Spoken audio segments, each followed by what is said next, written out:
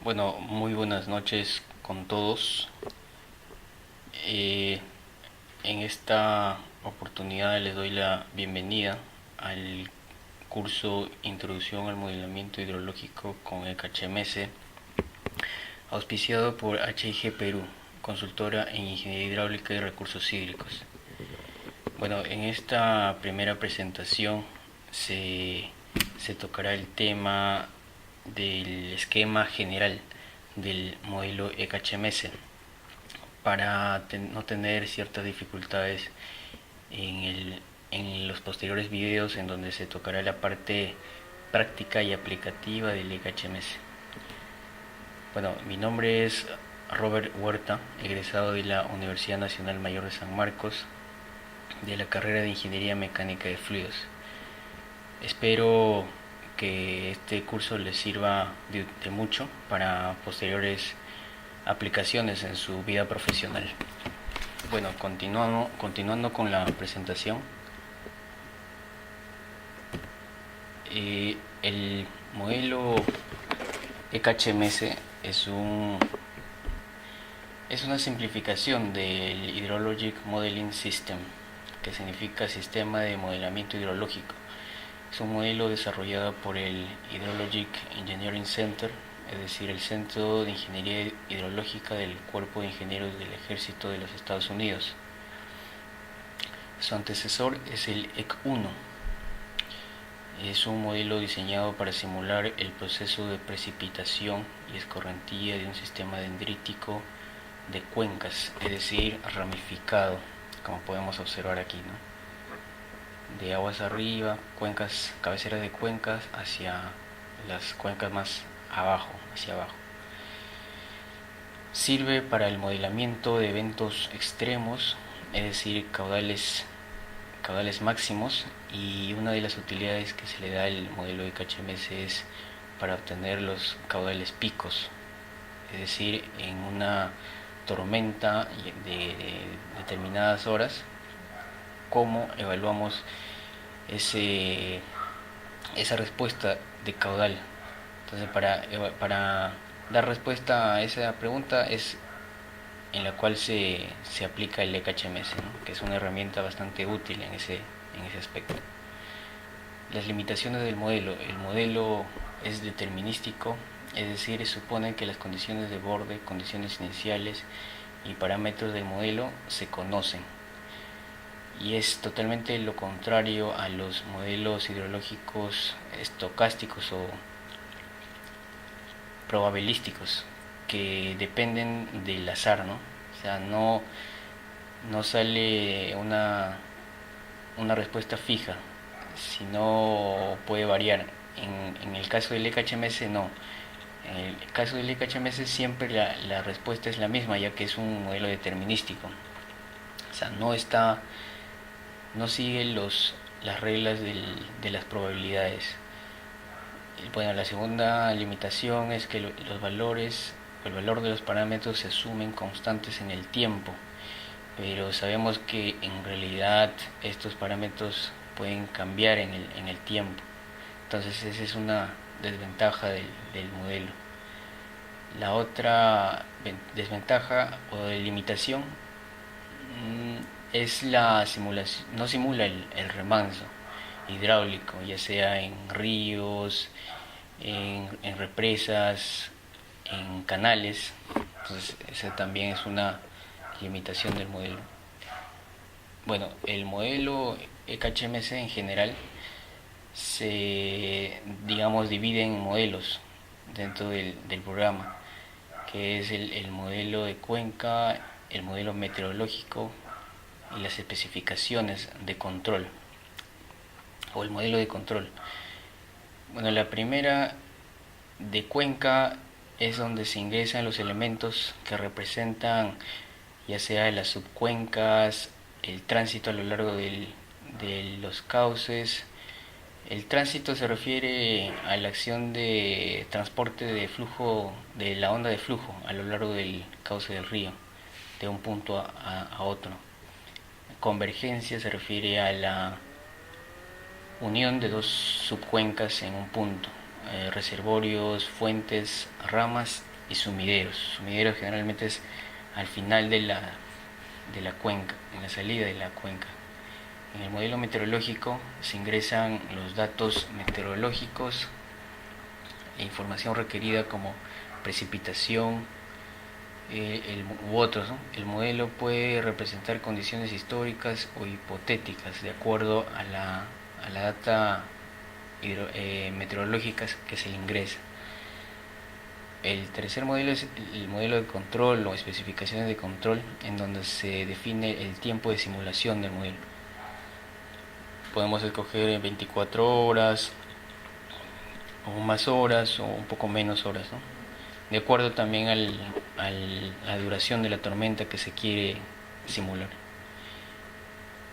El entorno del EKHMS, como les mencionaba, se divide en modelos, el modelo de cuenca, meteorológico, con las especificaciones de control.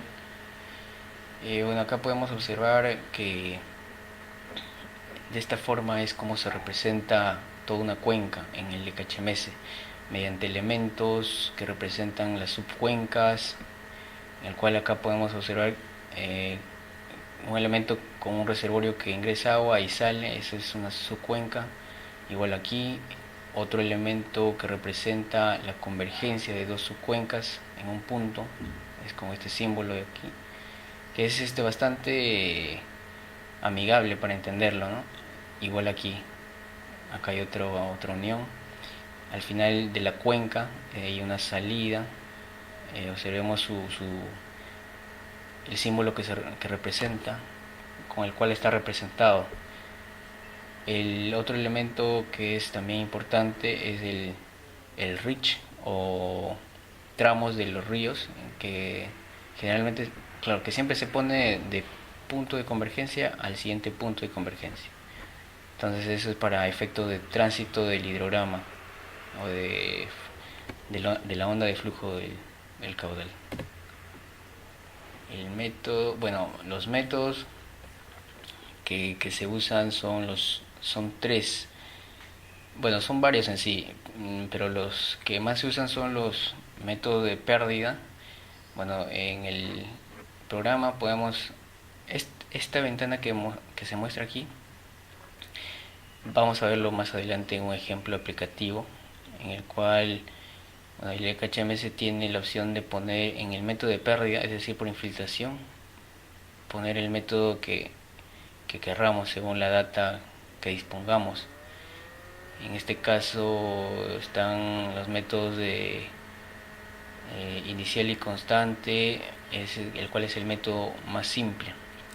El método grillado de Green y Yamp, método para cuando la cuenca está grillada en forma de grillas, pero siempre y cuando se tenga esa data se puede usar este método, si no, no. Método de curva número. O sea, les digo esto porque generalmente no se dispone de ese tipo de datos a nivel de grillas, en cambio en el Perú por lo menos. En cambio en otros países sí se dispone de esa información, entonces es más fácil que se obtenga la información. Bueno, el siguiente método es el método de curva número. Bueno, el siguiente método también que podemos encontrar en el EKHMS es el método de humedad de suelo. El siguiente grupo de métodos que es para la transformación, es decir, transformación de precipitación a escorrentía, están los métodos de hidrograma unitario de Clark, la onda cinemática, el hidrograma unitario del SCS, del Soil Conservation Service o Servicio de Conservación de Suelos de los Estados Unidos, el hidrograma unitario de Snyder y entre otros métodos. Bueno, entre los métodos de flujo base podemos ver el método de curva de recesión, el método para ingresar los datos a nivel mensual, que son datos constantes, el método de reservorio lineal. En el caso del método de tránsito o routing method, podemos ver el método de onda cinemática, método de Muskingum, método Muskingum-Kung.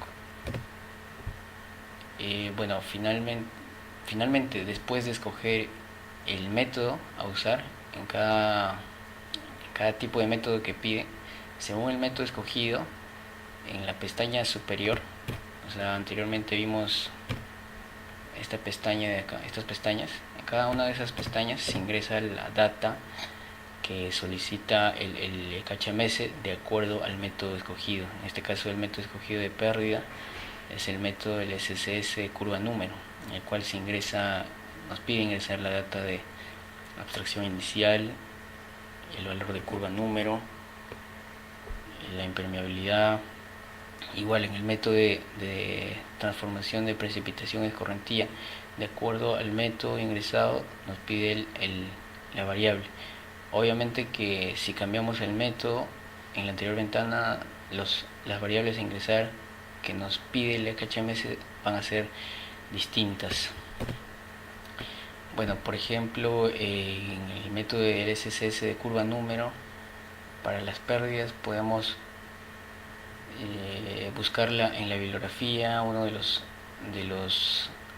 digamos, de las fuentes más conocidas de hidrología, ¿no? Es la de Bentechou, hidrología aplicada, en la cual podemos ver un cuadro para poder escoger, según las características del uso de la tierra de nuestra cuenca o subcuenca y el grupo hidrológico del suelo, determinar un valor de curva número. Bueno, esa es una fuente que podemos tener. Bueno,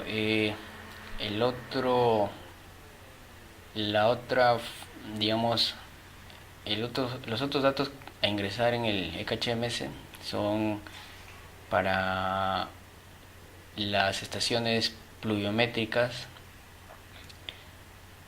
Nos piden los datos de inicio, la hora de inicio, en este caso la fecha de hoy, 22 de marzo. Bueno, esto hasta las 10 del mismo día, 6 horas de precipitación.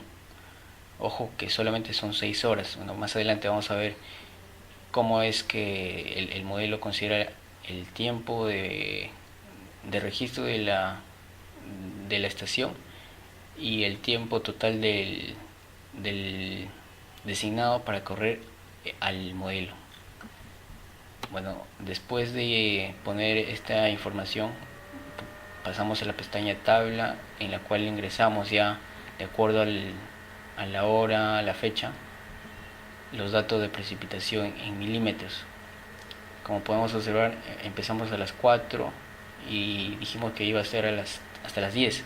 Entonces acá se presenta de 4 hasta las 10 cada hora. Bueno, anteriormente acá también se configuró si quieres cada hora, cada 15 minutos, cada media hora, cada 2 horas, etcétera. En este caso pusimos cada hora, en la cual se pone, bueno, eso más adelante vamos a verlo en un video más aplicativo, en un ejercicio con el HMS. Acá se ponen los valores. Finalmente, ya para concluir esta primera parte, vamos a observar qué tipo de resultados se obtiene con el HMS. Uno de ellos es el resumen de resultados, en el cual podemos obtener el caudal pico, las áreas de drenaje de cada subcuenca, el tiempo del caudal pico y el volumen. Entonces acá, por ejemplo, en el último punto, que es generalmente la que más nos interesa, aunque puede ser también en cada nodo, en cada convergencia, el área de drenaje, el caudal pico, en este caso es 52.6 metros cúbicos por segundo, según los datos de entrada que realizamos, y la hora en la cual se da el caudal pico, en este caso a las 6, porque la tormenta comenzaba a las 4 si no me equivoco, hasta, claro, y a las 6 aproximadamente se presenta el caudal pico en ese punto de salida, que es de 1394.4 miles de metros cúbicos. También se puede observar la data del hidrograma, de caudales a lo largo del tiempo de simulación. Como les mencioné anteriormente, en las especificaciones de control uno ingresa el tiempo de simulación del modelo y también ingresó, como les había mencionado, el tiempo de registro de la estación pluviométrica, que son 6 horas. En este caso el tiempo de control, es decir, el tiempo que corre el modelo va a ser de 23 horas y el tiempo de precipitación solo es de 6 horas, de 4 a 10. Entonces ese tipo de, de información, tener en cuenta que el tiempo de corrida del modelo tiene que ser mayor obviamente al tiempo de registro de la estación pluviométrica, tenemos que tener en cuenta, ¿no? En este caso, por ejemplo, a las 0 horas nos dice que el flujo es de 5 metros cúbicos por segundo y el caudal pico es a las 6 con 52.6, aquí está. Entonces esta gráfica de acá es a la vez tabulada en una tabla y graficada.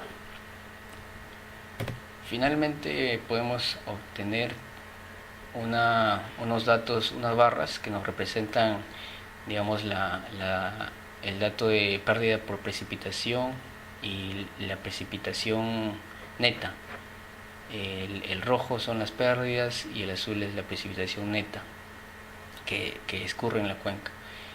Bueno, podemos observar que a medida que pasa el tiempo, la proporción de la pérdida con respecto al dato total va disminuyendo. Eso es claro entender, ya que a medida que se produce una tormenta, si la cuenca está seca, a medida que hay precipitación se va humedeciendo, entonces la humedad aumenta y la pérdida por precipitación también disminuye y la precipitación neta va aumentando. Bueno, espero que les haya sido útil esta pequeña presentación digamos, un aspecto general del modelo de KHMS para no tener dificultades en el posterior video.